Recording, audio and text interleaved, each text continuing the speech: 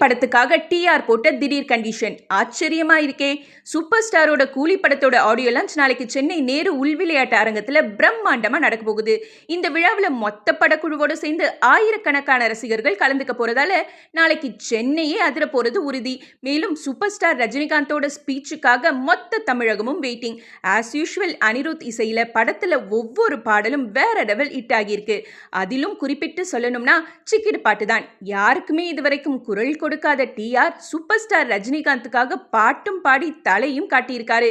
இப்ப என்ன விஷயம்னா, கூலி படத்தோட ஆடியோ லான்ச்சுக்கு மொத்த படக்குழுவும் வரும்போது சிக்கிடு பாட்டுக்கு குரல் கொடுத்த டிஆரும் வரணும்னு ஆசைப்பட்டு கேட்டிருக்காங்க படக்குழுவினர்.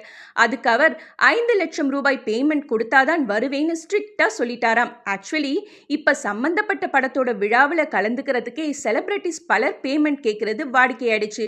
அந்த லிஸ்ட்ல இப்ப சேர்ந்திருக்காரு டி ராஜேந்தர். இந்த படம் லோகேஷ் கனகராஜோட எல்சியூ படமா அல்லது வேற ஜனரான பட்டிமன்றமே நடக்குது. இதுல உங்களோட கருத்து என்னன்னு கமெண்ட்ல சொல்லுங்க மக்களே. அதெல்லாம் இருக்கட்டும், ஆடியோ லான்ச்சுக்கு அமீர் கான் வருவாரப்பா?